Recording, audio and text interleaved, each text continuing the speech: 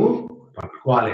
మన ప్రారంభం ఏమిటో కానీ ఆ పశ్చిమ దేశాలంతా స్త్రీలు మన పాతివ్రత్యాన్ని పట్టుకుంటున్నారు వాళ్ళు. కానీ మనమే దరిద్రాన్ని పట్టుకుంటున్నాం. చెబితే వినం. ఇదే మాటను ఓ 10 మంది విదేశీ జంటలు ఇక్కడ కూర్చున్నట్టు చెప్తే దండం పెట్టి భర్త కాళ్ళు నొక్కి ఇక నుండి నేను నీ దానను, నాకు ఇంకా ఏదక్కర్లే, నిన్ను పూజించి నా జీవితాన్ని సార్థకతం చేసుకుంటానన్న విదేశీ జంటలు ఎందరో ఉన్నారు. మారిన విదేశీ జంటలు ఎందరో ఉన్నారు. మనకేం పోయే కాలం? ఈ పక్క చెబితే ఈ పక్క వదిలేస్తాం. అదేం పోయే కాలం అర్థం కాదు. ఊరికే చెప్పలేదండి మన ఋషులు. ఒక స్త్రీ అవలీలగా పండిపోవచ్చు. తల్లి చూడండి, దమయంతి దేవి ఆమె ఎంత బాధలో ఉందో చూడండి. ఆ తల్లి ఏమంటుంది?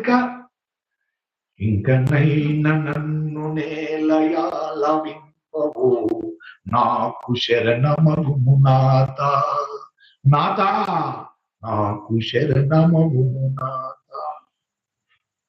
యనుచుననుచున్నదాని ఎక్కందన ధ్వని వినుచు నొక్క ఎర్రకు వేగ వచ్చి నన్ను కాపాడుమా అని ఏడుస్తూ తల్లి దమయంతి దేవి పిలుస్తుంది భర్తను.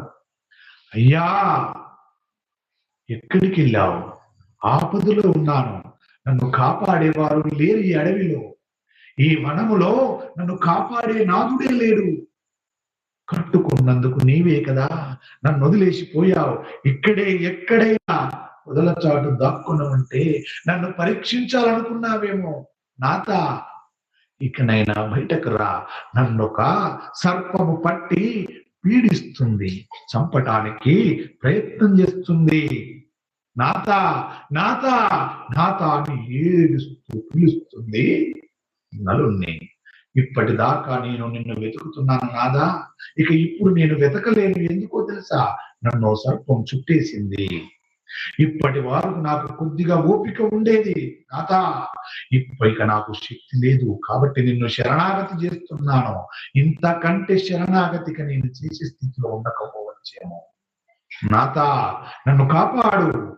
దయతో ఈ కొండ చిలువతో యుద్ధము చేయలేక, రక్షించుకోలేక బాధపడుతున్నాను నాథ. ఈ శరణాగతి అన్న మాటకు అర్థము, ఒకవేళ నేను ఏదైనా పొరపాటు పని చేసిన కారణము చేత మీరు నా నుంచి దూరమైనా మీరే నా రక్షకులని భావన చేస్తున్నాను. పొరపాటున నేనేమైనా నీ యందు చేయకూడని పని చేశానేమో, అది నీకు నచ్చలేదేమో, వెళ్ళిపోయావేమో, అయినా నన్ను క్షమించవలసింది. వచ్చి నన్ను కాపాడు నాథ, నేను శరణాగతి చేస్తున్నాను అని అమ్మ దమయంతి దేవి ఏడుస్తూ మాట్లాడుతుంది. నా రక్షకులకు భావన నీవే, నా రక్షణ నీవే, నాకు ఇక ఆ కాపాడుకునేటువంటి శక్తి లేదు నాథ, ఇప్పుడు వచ్చి నన్ను రక్షించండి అని చెప్పడం ఒక్కటే మిగిలింది దమయంతి దేవి దగ్గర. కొండ చిలువ పట్టుకున్నప్పుడు కూడా ఆవిడ ఎలా మాట్లాడిందో చూడండి, ఎంతలా మాట్లాడిందో చూడండి. కొండ చిలువ పట్టుకొని బాధ పెడుతుంటే, చంపడానికి ప్రయత్నం చేస్తుంటే నాథా అని భర్తను తలుచుకుంది తప్ప, ఓ ఈశ్వరా ఎక్కడున్నావయ్యా, ఈ పామును చంపి నన్ను కాపాడవయ్యా అని అడిగిందా? అర్థం ఏమిటి దాంట్లో? నా సర్వస్వం నా పతియే, నా భర్తే. ఇంత కష్టకాలం వచ్చినప్పుడు మామూలుగా సగటు స్త్రీ ఏమంటదండి?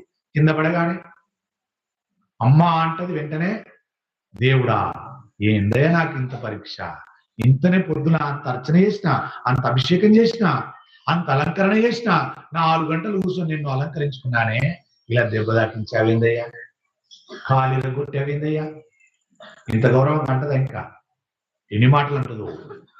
కానీ ఇక్కడ ఈ తల్లి ఏమన్నది? నాథ అన్నది దమయంతి దేవి. నాథ నీవు తప్ప నాకెవ్వరు లేరని. ఎందుకు లేరు? దేవుడు లేడా? దేవుని పిలవచ్చు కదా. అడుగు, మా కలియుగంలో ఉన్న శ్రీమాతలందరిని అడుగు, చెప్తారు నీకు. దమయంతి దేవి తెలియదు పాపం. ఏ స్త్రీని అడిగినా కష్టం వచ్చినప్పుడు ఎవరు తెలవాలంటే భర్త కాదు, భగవంతుని తెలవు అంటారు. మా భర్తగా వేస్ట్ గాడు, ఓ పూజ లేదు, ఓ పునస్కారం లేదు, తింటాడు తాగుతాడు అంటాడు. ఏమనంటే ఇప్పుడు పని అంటాడు, ఇంకోటి అంటాడు జాబు జాబు అని జాబ్ మీద వెళ్ళిపోతాడు. ఒక జ్ఞానం తలుచుకున్నది కాపాడతాడా? దేవుడు కాపాడాలి. లేవా ఈ ఆలోచన? నాయ పుష్కలం. మార్పు తెచ్చుకోమని చెబుతుంది దమయంతి దేవి. కష్టకాలం వచ్చిందా, భర్తనే తలవాలి. భర్తే పతియే ప్రత్యక్ష దైవం అన్నారు. అన్నప్పుడు మరి ఆ పతికి ఏం పోయే కాలమో ఆ భార్యను గౌరవించడు, ఆ భార్యను చక్కగా చూడడు. అదో ప్రారంధం చేసుకున్న పాపాన్ని. మంచి భార్య దొరకాలంటే ఎలాగైనా దొరుకుతుంది? నువ్వు చేసిన పుణ్యం ఉండాలి కదా. ఏనాడు చేసావు పుణ్యం? తింటివి, తాగుతివి, పంటివి, జాబు జాబని తిరిగితివి, పని పనని తిరిగితివి. ఏనాడు రూపాయి దానం చేయకపోతుంది, ఏనాడు ఒక్క మాట సాయం చేయకపోతే ఒక్కరికి ఎల్లకైనా వస్తుంది పుణ్యం. ఆ పుణ్యం ఉంటే కదా ఇవ్వాలని నిన్ను అర్థం చేసుకున్న భార్య వస్తుంది, నిన్ను పువ్వులో పెట్టి చూసుకునే భార్య దొరుకుతుంది. అది పురుషుడికి లేదు, అది స్త్రీకి లేదు. అందుకే కొట్టుకుసస్తున్నాను. బతకలేక ఎప్పుడు వస్తుందా చావు, ఎప్పుడు దీని నుండి విడిపోతానా అని ఎదురు చూస్తున్నాం, ఎప్పుడు నుండి వీడి నుండి విడిపోతానా అని చూస్తున్నారు. ఒకరికొకరు అలా ఉన్నారు. మనసులలో ఉన్నది తెలుసుకునే మిషన్ ఎదుటిలో పెడితే కనుక తెలుస్తుంది. భర్త పక్కన ఉన్న భార్య ఏం మాట్లాడుకుంటుందో తెలుస్తుంది, భార్య పక్కన ఉన్న భర్తకు ఏం మాట్లాడుకుంటుందో తెలుస్తుంది. అప్పుడు వెళ్తే మన జీవితాలని బయట. కానీ భగవంతుడు అనేది ఎంత ప్రేమ ఉన్నవాడో, ఎంత మన మీద జాలి ఉందో. కాబట్టి నా మనసులో ఉన్నది ఎదుటిలో తెలియకుండా పెట్టాడు మాయను. అందుకే బతుకుతున్నాం ఇంకా మనం. లేకపోతే ఏనాడో కొట్టుకు చచ్చేటోళ్ళం. కానీ ఇక్కడ దమయంతి దేవి, నాత నీవు తప్ప నాకెవరు లేరయ్యా, నన్ను కాపాడవయ్యా అని శరణాగతి చేసింది. రక్ష రక్ష రక్ష నాత అని అడిగింది. అడిగినప్పుడు ఆ తల్లి ఏడుస్తూ మాట్లాడి, ఒకవేళ నీవు గనక ఇప్పుడు నాకు రక్షణ చేయకపోతే నేను చావడమే మేలు నాకు నాత, నన్ను రక్షించు అని చెప్పింది ఆ తల్లి దమయంతి దేవి. ఆ కొండ చిలువ పట్టుకున్నప్పుడు కూడా ఆ తల్లి దమయంతి దేవికి భర్తే గుర్తుకొచ్చాడు. ఆవిడది గుండె కాదు, ఆవిడది అమృత భాండం. మామూలు గుండె అయితే ఇలా అనదు, అమృత భాండం. కాబట్టి దమయంతి దేవి ఆ సమయంలో కూడా భర్తనే తలిచింది. వదిలిపోయిన భర్త, తనను అడవిలో ఒంటరిగా వదిలేసి పెట్టిన భర్తను శరణాగతి చేస్తుంది.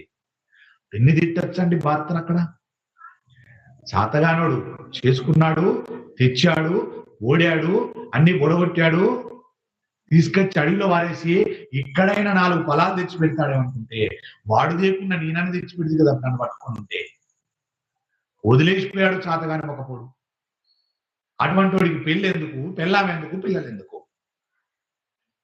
ఎందుకు చేసుకున్నావురా అన్న శ్రీమాతలు ఎందరూ? ఆ తల్లులకో దండం. చాతగాక చేసుకోడు పురుషుడు, అర్థం చేసుకుంటావని చేసుకున్నాడు పురుషుడు. నిన్ను చాతగాక దేవుడు ఇంట్లో కూరగాయలు లేకుండా ఉన్నాడు. ఒకరోజు కూరగాయలు తీసుకురాకపోతే, ఇంటిలో లేకపోతే, నా భార్య ఈ 10 ఏళ్ల కాపురంలో ఎంత అర్థం చేసుకుందో చూద్దామని ఒక రోజు నాడు తేకున్నాడు. ఒక రోజు నాడు ఇంట్లో బియ్యం లేకపోతే చాతగాక దేవుడు పురుషుడు అడుక్కు తినైనా తెస్తాడు పురుషుడు, ఒళ్ళు అమ్ముకొనైనా తెస్తాడు పురుషుడు. చూద్దాం ఈ ఇల్లాలు ఎంత అర్థం చేసుకొని ఈ రోజు కాపురం చేస్తుందో. నోటి మాట బయట పడకుండా అన్ని ఉన్నప్పుడు వండి పెట్టిందేనా, ఏమీ లేనప్పుడు అలా చేస్తుందా అని దాని కొరకు నిన్ను పరీక్షించడానికి పరమేశ్వరుడు నీ భర్త ద్వారా చేయించాడు. ఈ మాత్రం అర్థం చేసుకోలేమా? అర్థం చేసుకోలేక అన్ని మాటలు అంటావా భర్తను పట్టుకొని? మహాపాపం కదా, తప్పు కదా, అనకూడదు కదా అని చెబుతున్నారు.